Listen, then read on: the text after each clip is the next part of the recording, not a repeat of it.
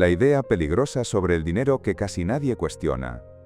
Hay una idea que se repite constantemente cada vez que se habla de dinero. La escuchas en libros, en vídeos, en charlas, en redes sociales, a veces formulada de una manera elegante, otras veces de forma más simple, casi infantil. La idea es esta: todo empieza en la mente. Si cambias tu mentalidad, cambiará tu realidad. Si piensas diferente, actuarás mejor. Si actúas mejor, el dinero llegará. Durante un tiempo, esta idea resulta tranquilizadora, da una sensación inmediata de control. Hace pensar que, pase lo que pase fuera, el verdadero problema y la solución están dentro. Y eso, cuando las cosas no van bien, es reconfortante. Porque aceptar que el cambio depende de procesos largos, decisiones repetidas y renuncias incómodas, no es fácil. Aceptar que la estabilidad financiera no suele llegar rápido, ni de forma lineal, ni con garantías, es aún más difícil. Así que la idea de que todo empieza en la mente se vuelve popular no porque sea profunda, sino porque es emocionalmente soportable. Pero con el paso del tiempo, algo empieza a no encajar. Porque muchas personas sí cambian su forma de pensar, leen, se forman, reflexionan, escuchan contenido, intentan ser más conscientes de sus creencias, de sus miedos, de sus bloqueos. Y aún así, su situación financiera no cambia. No empeora de forma dramática. No mejora de forma significativa. Simplemente se queda igual. Años pasan. La intención sigue ahí. El esfuerzo mental continúa. Pero los resultados no llegan. Y cuando eso ocurre durante demasiado tiempo, aparece una pregunta incómoda que casi nadie quiere formular en voz alta. ¿Y si la idea que nos repiten sobre el dinero está incompleta? No equivocada, no falsa, incompleta. Porque hay una diferencia enorme entre decir que el pensamiento importa y decir que el pensamiento por sí solo es suficiente. Aquí es donde empieza el verdadero problema. Cuando una idea válida se convierte en una explicación total, deja de servir como herramienta y empieza a funcionar como un límite. Un límite invisible, pero muy eficaz. Porque si todo depende de la mente, si cualquier resultado se explica desde lo interno, entonces cualquier estancamiento también. Y eso tiene una consecuencia muy concreta: la mentalidad deja de ser un punto de partida y se convierte en una carga constante. Siempre hay algo más que revisar, algo más que corregir, algo más que sanar. El progreso deja de medirse en decisiones y resultados y empieza a medirse en estados internos. Y ese cambio es sutil pero profundamente peligroso. Porque te mantiene ocupado mirando hacia adentro, mientras tu realidad práctica sigue exactamente igual. Este vídeo no es una crítica a la mentalidad, ni al pensamiento, ni a la introspección. Es una crítica a una idea mal entendida que, en lugar de impulsar el cambio, lo retrasa. Hoy vamos a analizar por qué la idea de que todo empieza en la mente se ha convertido en el centro de casi todos los discursos sobre dinero. ¿Por qué resulta tan seductora? ¿Por qué falla en la práctica para tanta gente? ¿Y qué exige realmente transformar una forma de pensar en resultados sostenibles? No para motivar, no para prometer atajos, sino para entender. ¿Por qué esta idea domina todo el discurso sobre el dinero? Hay una razón muy concreta por la que casi todos los discursos sobre dinero acaban girando alrededor de la mente. No es casualidad. Y tampoco es solo una moda reciente. Hablar de mentalidad es una forma elegante de empezar sin comprometerse demasiado. Cuando alguien dice que el dinero empieza en la mente, está diciendo algo que suena profundo, pero que al mismo tiempo es difícil de refutar. Porque, en cierto nivel, es cierto, toda decisión pasa por la mente, toda acción nace de una forma de pensar. El problema no es esa afirmación inicial. El problema aparece cuando esa idea se convierte en el eje central de todo el discurso financiero, desplazando cualquier otra explicación posible. A partir de ese momento, todo se interpreta desde dentro: el éxito, el fracaso, el estancamiento, la mejora. Si alguien prospera, se dice que tenía la mentalidad adecuada. Si alguien no avanza, se asume que su mentalidad todavía no ha cambiado lo suficiente. Y lo peligroso aquí no es la conclusión, sino la vaguedad. Porque cuando todo se explica desde la mente, nada se concreta del todo. No se analizan decisiones específicas, no se examinan procesos reales, no se cuestionan hábitos sostenidos durante años. Se habla de estados internos. Y los estados internos son difíciles de medir, difíciles de corregir y sobre todo, imposibles de cerrar. Siempre se puede pensar un poco mejor. Siempre se puede creer un poco más. Siempre se puede trabajar un poco más en uno mismo. Así, la mentalidad se convierte en una explicación infinita. Una que nunca termina de resolverse. Esto es especialmente útil para el discurso público sobre el dinero, porque evita entrar en terrenos incómodos. No hace falta hablar de tiempo. No hace falta hablar de repetición, no hace falta hablar de aburrimiento, de renuncias o de decisiones que no se sienten bien durante mucho tiempo. Todo eso se puede sustituir por una frase cómoda. Tienes que cambiar tu mentalidad. Y cuando una idea es tan amplia que puede aplicarse a cualquier situación, empieza a perder su capacidad de explicar algo concreto. Aquí es donde la mentalidad deja de ser una herramienta y empieza a funcionar como un marco total, uno que absorbe cualquier resultado sin ofrecer instrucciones claras. Porque una cosa es decir que la mente influye en los resultados, y otra muy distinta es decir que la mente por sí sola es suficiente para producirlos. Ese salto rara vez se explica pero se asume constantemente. Y cuando se asume, el discurso sobre el dinero se vuelve circular.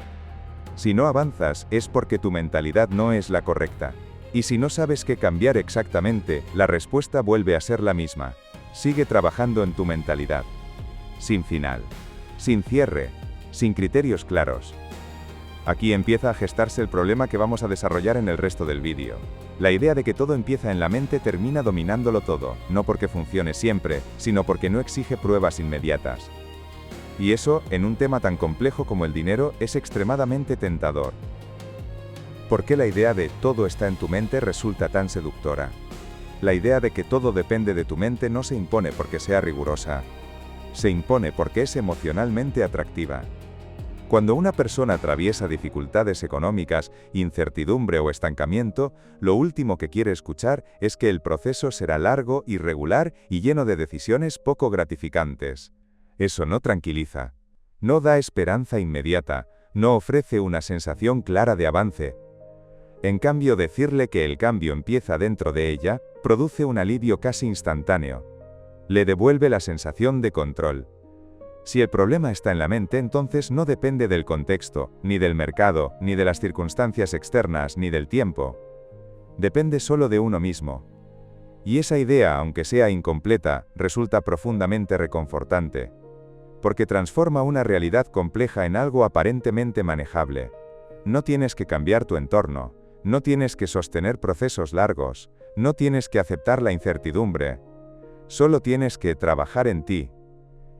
Aquí es donde la idea empieza a ganar terreno, no por su precisión, sino por su comodidad psicológica. Pero hay una trampa silenciosa en este planteamiento. La mayoría de discursos sobre mentalidad mezclan dos conceptos distintos, sin diferenciarlos: control y responsabilidad. Control significa tener herramientas claras para intervenir sobre una situación. Responsabilidad significa cargar con el resultado, incluso cuando no sabes exactamente cómo cambiarlo. Cuando alguien te dice que todo depende de tu mente, te está entregando responsabilidad total, sin darte control real. Te hace responsable del resultado, pero no te explica con claridad qué decisiones concretas deberías tomar de forma distinta mañana, ni durante el próximo mes, ni durante los próximos 5 años. Así, muchas personas entran en un proceso que parece crecimiento pero no lo es. Leen más, reflexionan más, se observan más, intentan detectar bloqueos, creencias limitantes, patrones inconscientes. Y durante un tiempo, eso genera una sensación de avance, no porque la realidad cambie, sino porque el foco se desplaza. El esfuerzo ya no se mide en resultados externos, sino en trabajo interno. Pero cuando pasan los años y la situación sigue igual, la idea empieza a mostrar su lado más peligroso. Porque si todo depende de la mente y la realidad no mejora, la conclusión parece inevitable: todavía no has cambiado lo suficiente. Y esa conclusión no genera acción, genera autoexigencia constante, duda permanente y una búsqueda interminable de algo que corregir dentro de uno mismo. La idea no falla de golpe, falla lentamente, y precisamente por eso resulta tan difícil de cuestionar. El primer fallo: confundir control con responsabilidad. Hay un punto en el que la idea de que todo está en tu mente deja de ser inspiradora y empieza a volverse problemática. Ese punto aparece cuando se confunde control con responsabilidad. Son dos conceptos que parecen similares, pero no lo son. Tener control significa disponer de herramientas claras para intervenir sobre una situación. Significa saber qué palancas mover, qué decisiones cambiar y qué consecuencias esperar, aunque no sean inmediatas. Tener responsabilidad, en cambio, significa cargar con el resultado final, incluso cuando el proceso no está bien definido. El discurso dominante sobre mentalidad financiera suele entregar responsabilidad absoluta sin ofrecer control real. Te dice, todo depende de ti. Pero no te dice exactamente cómo depende de ti. No te ofrece criterios claros. No te marca procesos sostenibles. No te explica qué decisiones concretas deberías repetir durante años, incluso cuando no funcionen al principio. Así, la persona queda atrapada en una paradoja muy particular. Por un lado, siente que es responsable de su situación financiera. Por otro, no sabe exactamente qué cambiar más allá de pensar mejor. Y cuando no hay resultados, la responsabilidad no se traduce en acción estructurada, se traduce en presión interna. La persona empieza a preguntarse qué está haciendo mal dentro de sí. No qué decisiones está tomando mal, no qué hábitos está sosteniendo, no qué procesos está evitando, sino qué falla en su mente. Esto es un desplazamiento muy sutil, pero muy potente, porque convierte un problema práctico en un problema identitario. Ya no es, este enfoque no está funcionando. Es, yo no estoy funcionando. Y cuando el problema se formula así, se vuelve casi imposible de resolver. Porque una identidad nunca se corrige del todo. Siempre se puede trabajar más, siempre se puede profundizar más, siempre se puede cuestionar más. La responsabilidad sin control no empodera, aplasta. Y este es uno de los grandes fallos del discurso simplificado sobre mentalidad y dinero. Hace sentir a las personas responsables de todo, pero dueñas de muy poco. Les promete libertad, pero les entrega una carga constante de autoevaluación. Y mientras tanto, las decisiones reales, las que se repiten cada día, siguen intactas. Aquí empieza a formarse el terreno para el siguiente problema que vamos a analizar. Cuando esta confusión se mantiene en el tiempo, la mentalidad deja de ser una herramienta y empieza a transformarse en culpa silenciosa. Cuando la mentalidad se convierte en culpa silenciosa. La culpa silenciosa no aparece de golpe, no llega como un pensamiento claro, ni como una emoción evidente. Se instala poco a poco, casi sin ruido. Empieza cuando una persona acepta la idea de que todo depende de su mente, pero no ve cambios reales en su situación con el paso del tiempo. Al principio, la reacción es lógica, pensar que todavía no ha trabajado lo suficiente en sí misma, así que lee más, reflexiona más, consume más contenido, busca nuevas explicaciones, nuevos enfoques, nuevas herramientas. Durante un tiempo, eso genera una sensación de movimiento. No porque la realidad cambie, sino porque el esfuerzo interno aumenta a punta, pero cuando los resultados siguen sin llegar, la narrativa empieza a cambiar. La persona ya no piensa, este enfoque quizá no es suficiente, empieza a pensar, yo todavía no soy suficiente. Aquí es donde la mentalidad deja de ser una herramienta de crecimiento, y se transforma en una forma de autoacusación constante. Nada es claramente un error, pero todo parece insuficiente. Nunca se ha pensado lo bastante bien, nunca se ha creído con la suficiente fuerza, nunca se ha sostenido la visión el tiempo necesario. Y como no hay criterios claros para saber cuándo ya es suficiente, la corrección interna nunca se detiene. Este tipo de culpa es especialmente peligrosa, porque es sofisticada, no se manifiesta como autodesprecio abierto. Se presenta como responsabilidad personal, como consciencia, como trabajo interior. Desde fuera parece madurez. Desde dentro, desgasta. La persona sigue funcionando, sigue trabajando, sigue intentándolo. Pero lo hace con una presión constante, la sensación de que algo esencial falla dentro de ella. Y mientras tanto el foco sigue puesto casi exclusivamente en el interior. No se analizan con claridad las decisiones financieras reales. No se revisan los procesos que se repiten cada día, no se cuestionan los hábitos que llevan años sin dar resultados. Todo el peso cae sobre la mente. La culpa silenciosa no bloquea de forma evidente, no paraliza de inmediato. Lo que hace es mucho más sutil, erosiona la confianza en el criterio propio. Hace que cualquier duda se interprete como una señal de que todavía falta trabajo interno. Hace que cualquier cansancio se viva como una debilidad mental.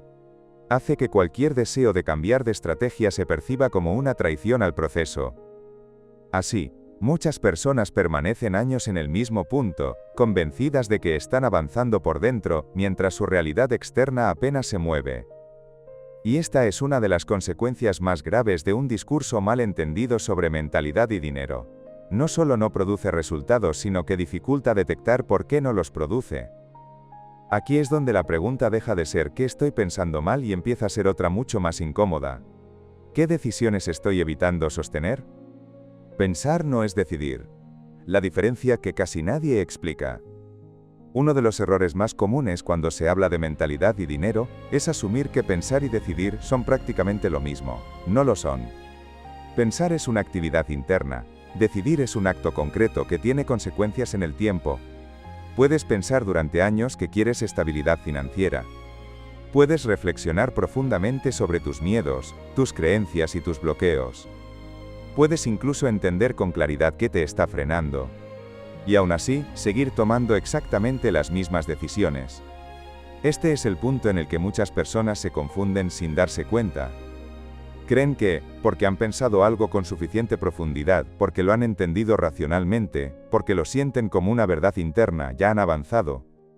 Pero el pensamiento no cambia la realidad por acumulación, la decisión sí. Una decisión no es un gesto puntual, no es una revelación, no es un momento de claridad. Una decisión real es algo que se repite. Se repite cuando no hay motivación, se repite cuando no hay resultados, se repite cuando nadie valida el esfuerzo. Aquí es donde la mentalidad bien entendida empieza a adquirir otra forma. No es un estado emocional, es un criterio. Un criterio que define qué haces cuando no sabes qué hacer, qué eliges cuando ninguna opción es atractiva, qué sostienes cuando la duda aparece. Pensar puede ayudarte a formular ese criterio, pero no puede ejecutarlo por ti. Y sin ejecución repetida no hay acumulación. Sin acumulación no hay cambio real.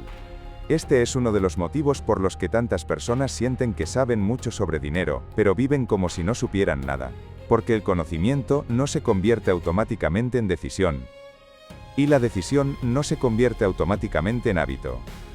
Ese salto exige algo que casi nunca se menciona en los discursos motivacionales: tolerancia a la incomodidad sostenida. Decidir implica renunciar. Renunciar a opciones inmediatas. Renunciar a alivios momentáneos. Renunciar a explicaciones elegantes. Pensar no exige nada de eso. Decidir sí. Por eso es tan tentador quedarse en el terreno del pensamiento. Porque ahí todo es posible. Todo se puede reformular. Todo se puede seguir trabajando. La decisión, en cambio, cierra caminos.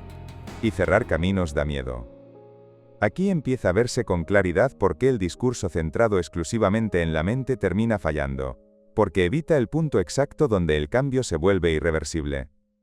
En el siguiente bloque vamos a ver cómo esta diferencia se manifiesta en la vida real, comparando dos personas con la misma información pero con resultados completamente distintos. Ejemplo real: dos personas, misma información, resultados opuestos. Imaginemos dos personas. No tienen nombres concretos porque podrían ser casi cualquiera. Las dos leen los mismos libros sobre dinero, escuchan los mismos podcasts, consumen el mismo tipo de contenido sobre mentalidad financiera.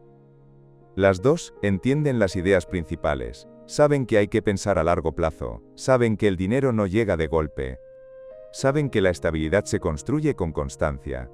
A nivel intelectual, no hay una diferencia clara entre ellas. Sin embargo, con el paso de los años sus resultados empiezan a separarse. La primera persona interpreta todo ese conocimiento como un trabajo interno continuo. Cada vez que algo no funciona, vuelve hacia adentro, revisa sus creencias, analiza sus miedos, se pregunta si todavía no ha cambiado lo suficiente. Cuando duda, consume más contenido. Cuando se cansa, se dice que necesita seguir trabajando en su mentalidad. Cuando algo no da resultados, lo interpreta como una señal de que todavía no está preparada. La segunda persona también piensa, reflexiona, entiende los conceptos. Pero hay una diferencia clave: traduce esas ideas en criterios de decisión muy concretos. No se pregunta constantemente cómo se siente, se pregunta qué decisión va a sostener durante los próximos meses, aunque sea incómoda. Ambas personas dudan. Ambas se cansan, ambas sienten inseguridad. La diferencia no está en la emoción, está en la repetición. La primera persona cambia de enfoque con frecuencia, ajusta, reformula, busca una sensación interna de alineación antes de comprometerse del todo. La segunda elige un camino imperfecto y lo sostiene más tiempo del que resulta cómodo.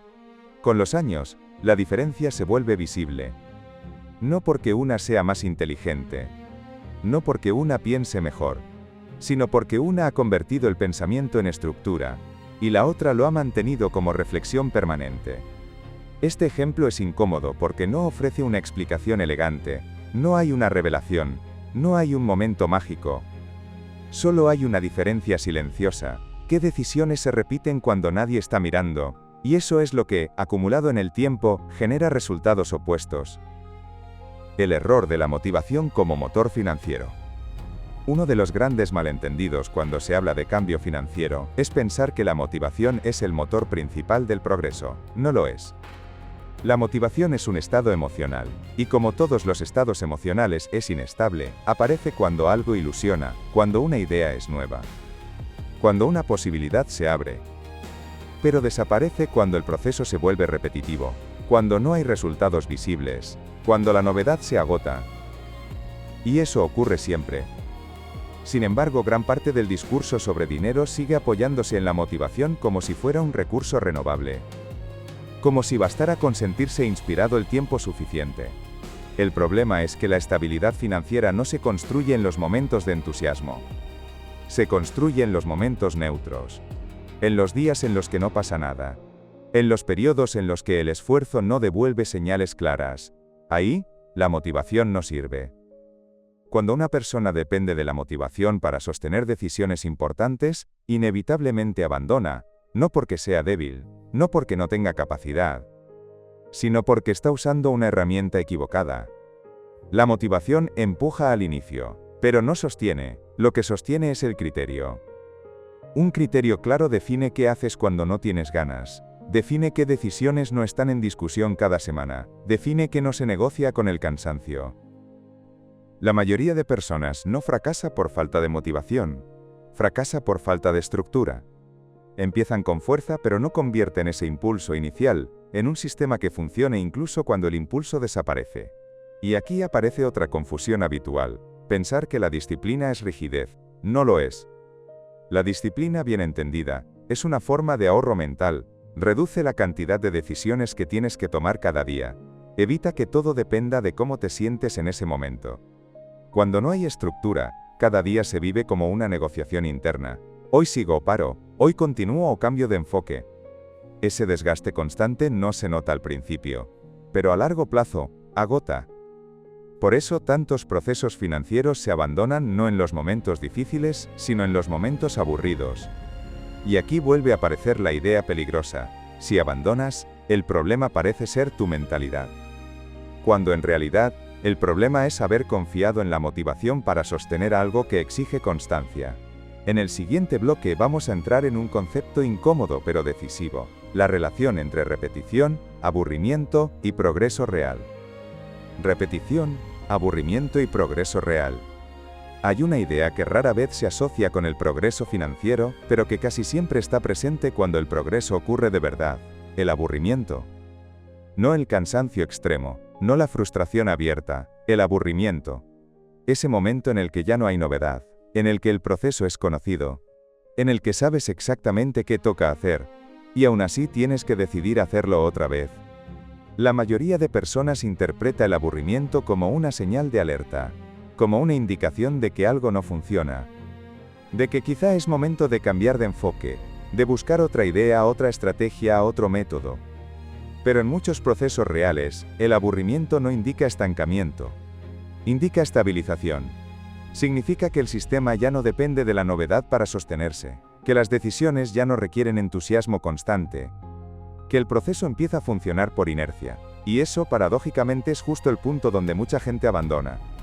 Porque el aburrimiento no da sensación de avance, no produce dopamina, no genera la impresión de estar mejorando, simplemente se siente plano. En un entorno cultural que asocia progreso con estímulo constante, el aburrimiento se vive como un fracaso. Pero el progreso acumulativo casi siempre es silencioso. Las decisiones que construyen estabilidad financiera no suelen sentirse heroicas. No suelen sentirse especiales. Se sienten repetitivas. Ahorrar de forma constante no es emocionante. Invertir con criterio no es estimulante. Mantener un plan durante años no es inspirador, pero es eficaz.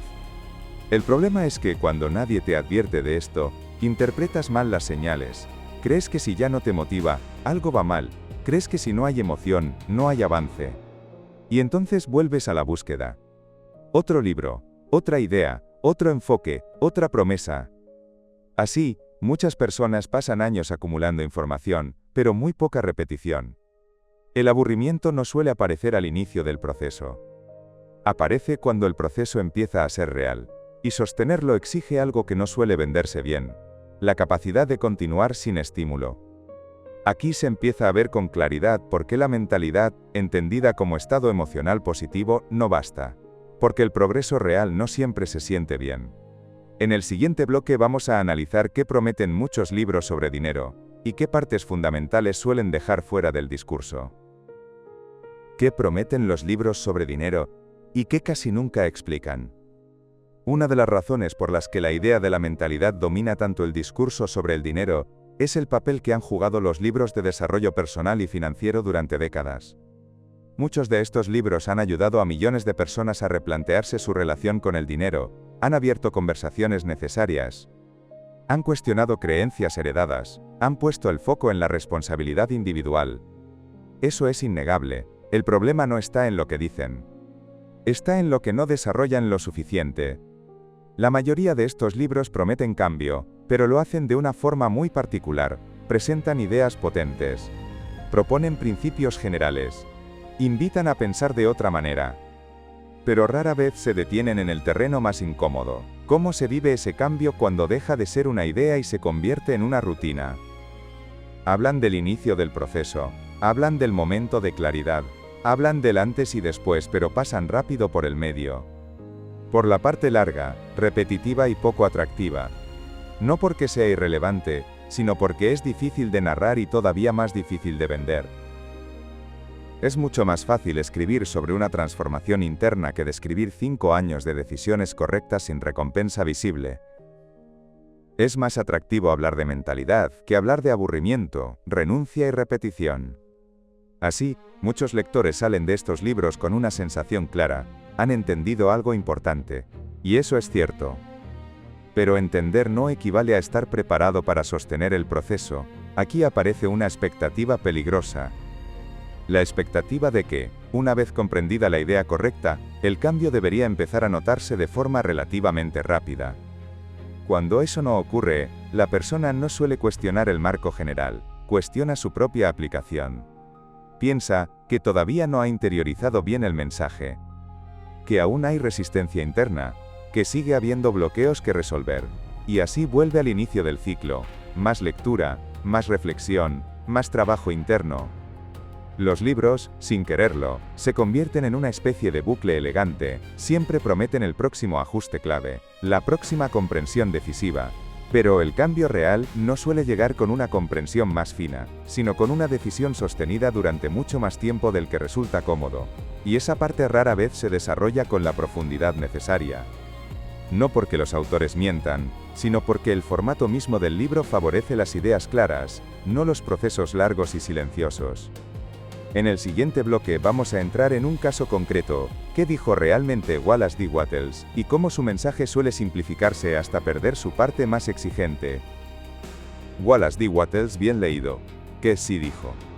Wallace D. Wattles suele ser recordado por una frase simplificada: que hacerse rico es una ciencia. Y esa frase, aislada, ha dado lugar a muchas interpretaciones equivocadas.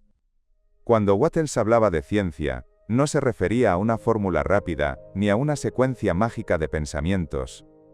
Se refería a algo mucho menos atractivo y mucho más exigente: a la coherencia entre pensamiento, acción y tiempo. Para Wattles, pensar bien no significaba pensar de forma optimista, significaba pensar de forma ordenada, Tener una idea clara de lo que se quiere construir.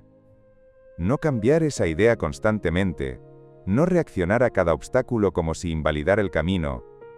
En sus textos aparece una insistencia muy clara en algo que hoy se pasa por alto: la necesidad de continuidad. Wattles no hablaba de inspiración puntual. Hablaba de sostener una dirección cuando no hay señales externas que la confirmen. En ese sentido, su visión es mucho más cercana a la disciplina que a la motivación. Cuando menciona la mente, no la presenta como una fuente de milagros, sino como un sistema de enfoque. La mente, para él, sirve para evitar la dispersión, para impedir que la persona salte de una idea a otra cada vez que surge una dificultad. Esto es importante porque cambia por completo la lectura del libro. Wattles no propone que pienses para recibir, propone que pienses para no desviarte. Que mantengas una idea central no porque sea cómoda, sino porque cambiar constantemente de dirección impide que cualquier proceso madure. Esta parte de su pensamiento suele pasar desapercibida, porque no encaja bien con los discursos modernos sobre abundancia inmediata. Pero está ahí. Y es probablemente una de las razones por las que su libro ha sobrevivido más de un siglo. No por prometer resultados rápidos, sino por insistir en una estabilidad interna poco común. En el siguiente bloque vamos a ver la otra cara del problema.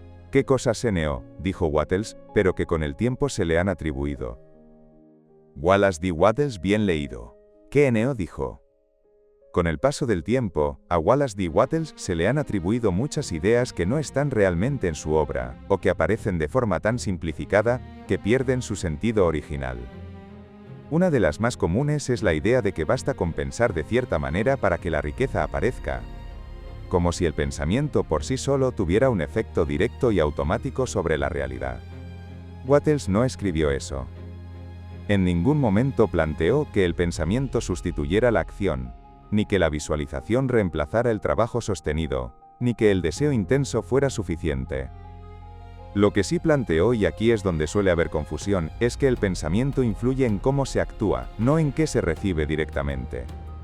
La diferencia parece pequeña, pero lo cambia todo. Pensar para Wattles no era imaginar resultados, era mantener una dirección clara para no dispersarse. No hablaba de ignorar las dificultades. Hablaba de no permitir que cada dificultad cambiara el rumbo. No hablaba de evitar emociones negativas. Hablaba de no tomar decisiones importantes desde ellas. Con el tiempo, estas distinciones se han ido perdiendo. El mensaje se ha simplificado para hacerlo más digerible, más rápido, más vendible, y en ese proceso se ha transformado. Donde Wattles hablaba de constancia, muchos discursos actuales hablan de alineación emocional. Donde hablaba de continuidad, se habla de sentirse preparado. Donde hablaba de enfoque, se habla de atraer. Esta reinterpretación no es casual. Es mucho más fácil prometer que basta con pensar bien que explicar lo que implica sostener un criterio durante años. Pero al hacer esto, se desactiva la parte más exigente y más valiosa del mensaje original. Wattles no ofrecía consuelo inmediato. Ofrecía una advertencia implícita. Si cambias de dirección cada vez que dudas, no construyes nada. Esa advertencia hoy casi no se escucha, porque no encaja con la narrativa de resultados rápidos. Y sin embargo, es probablemente la parte más honesta de todo su planteamiento. En el siguiente bloque vamos a salir del terreno de los autores y volver a las personas reales. ¿Por qué casi nadie sostiene este enfoque cuando se enfrenta al paso del tiempo? ¿Por qué casi nadie sostiene este enfoque en el tiempo? Llegados a este punto, hay una pregunta inevitable. Si todo esto es razonable, si no promete atajos, si encaja mejor con cómo funcionan los procesos reales, ¿por qué casi nadie lo sostiene en el tiempo? La respuesta no tiene que ver con la inteligencia, ni con la capacidad, ni siquiera con la fuerza de voluntad, tiene que ver con el coste psicológico de este enfoque. Sostener una dirección durante años, sin resultados inmediatos, sin validación externa, sin señales claras de progreso, exige una forma de estabilidad interna poco habitual. La mayoría de personas no abandona porque fracase, abandona porque el proceso se vuelve emocionalmente ingrato. No hay momentos épicos. No hay giros dramáticos. No hay sensación constante de avance. Hay repetición, hay duda, hay semanas en las que no pasa nada. Y en un entorno que celebra el cambio rápido, la mejora visible y la transformación constante, eso se vive como un error. Además, este enfoque tiene otra dificultad. No permite explicaciones elegantes cuando algo no funciona. No puedes decir que no era el momento.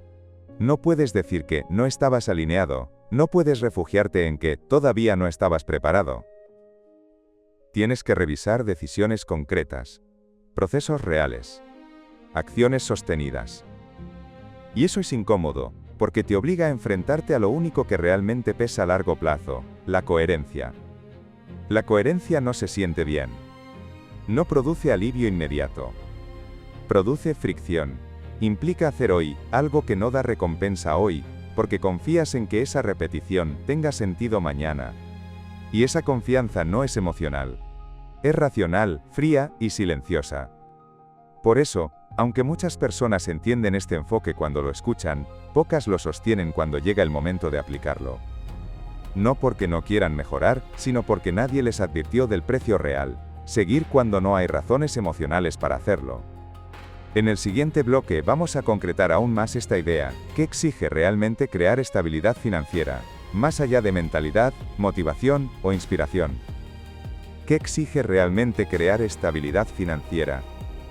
Cuando se quitan todas las capas de discurso, todas las metáforas y todas las promesas atractivas, la estabilidad financiera exige algo muy concreto: capacidad de sostener decisiones correctas durante más tiempo del que resulta emocionalmente cómodo. No exige genialidad, no exige una mentalidad especial, no exige una personalidad distinta, exige permanencia. La mayoría de personas busca el cambio financiero como si fuera un evento, un punto de inflexión, un momento en el que algo encaja, pero la estabilidad no llega así. Llega como consecuencia de decisiones que, vistas de forma aislada, parecen pequeñas, incluso irrelevantes, pero que acumuladas durante años crean una diferencia enorme. Decisiones como no cambiar de criterio cada vez que aparece una duda, no abandonar un plan solo porque los resultados tardan, no interpretar la incomodidad como una señal de error. Estas decisiones no se sienten transformadoras, no generan entusiasmo, no producen alivio inmediato, pero producen consistencia. Y la consistencia es el recurso más escaso cuando se habla de dinero. Crear estabilidad financiera exige aceptar algo que suele incomodar profundamente, que durante mucho tiempo puedes estar haciendo lo correcto sin sentir que avanzas. Ese periodo intermedio, ni inicio ilusionante ni resultado visible, es donde casi todo se rompe. Porque ahí no hay narrativa épica, no hay historia que contar, no hay confirmación externa, solo hay repetición. Y repetir sin validación exige un tipo de confianza muy distinta a la motivación. No es una confianza emocional, es una confianza en el proceso. Una confianza que no se apoya en cómo te sientes hoy, sino en la lógica de lo que estás construyendo. Por eso la estabilidad financiera no suele estar asociada a personas especialmente inspiradas, sino a personas predecibles consigo mismas. Personas que no negocian cada semana con sus propias decisiones. Personas que no necesitan sentirse bien para actuar bien. Personas que no confunden incomodidad con error.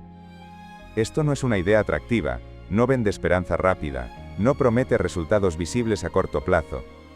Pero explica mucho mejor por qué algunas personas, con el tiempo, avanzan, y otras se quedan atrapadas corrigiéndose internamente sin mover su realidad. En el siguiente y último bloque vamos a cerrar el ensayo volviendo al punto de partida, la idea peligrosa sobre el dinero, pero ahora entendida con precisión. La idea peligrosa, bien entendida. Volvamos ahora al punto de partida. La idea de que todo empieza en la mente no es falsa. El problema nunca fue ese. El problema aparece cuando esa idea se convierte en una explicación total, cuando se usa para sustituir decisiones, procesos y repetición, cuando se transforma en una promesa implícita de que pensar bien debería bastar. Ahí es donde se vuelve peligrosa. Porque desplaza el foco desde lo que haces de forma constante hacia lo que sientes de forma momentánea. Desde las decisiones que sostienes hacia los estados internos que intentas corregir sin fin. La mentalidad, entendida así, deja de ser una herramienta y se convierte en una espera. Una espera a sentirse preparado, una espera a sentirse alineado. Una espera a que algo interno termine de encajar. Y mientras tanto, la vida sigue pasando. Las decisiones no tomadas se acumulan, los procesos no iniciados se alargan. El tiempo sigue avanzando, sin pausa ni consideración. La idea peligrosa no es creer que la mente importa, es creer que la mente puede sustituir al tiempo. Nada en la realidad funciona así. Ni el aprendizaje, ni la estabilidad, ni el dinero. Todo lo que tiene peso real se construye con repetición, con continuidad, con decisiones que no se sienten especialmente bien mientras se toman. Pensar bien no es pensar bonito, es pensar con la claridad suficiente como para no negociar cada semana con tus propias decisiones. Es aceptar que durante mucho tiempo no habrá señales claras de avance, que el proceso será monótono, que la duda aparecerá incluso cuando estés haciendo lo correcto, y aún así continuar. Ese es el punto que casi nunca se dice en voz alta, porque no resulta atractivo, no inspira de forma inmediata y no encaja bien en titulares. Pero es el punto donde la mayoría de procesos reales se deciden. No en el inicio, no en la motivación, no en la comprensión intelectual, sino en la capacidad de sostener un criterio cuando ya no hay razones emocionales para hacerlo. La mentalidad bien entendida no es un estado de ánimo. Es una estructura interna que te permite actuar de la misma forma, en días buenos y en días malos. No para sentirte mejor, sino para no desviar el rumbo cada vez que algo incomoda. Eso es lo que casi nadie quiere escuchar. Pero también es lo que explica por qué, con el tiempo, algunas personas avanzan sin ruido, y otras se quedan atrapadas corrigiéndose internamente sin mover su realidad. En Read Room no analizamos ideas para motivar, las analizamos para entender cómo funcionan cuando el entusiasmo desaparece. Porque es ahí, y no antes, donde empiezan a importar de verdad,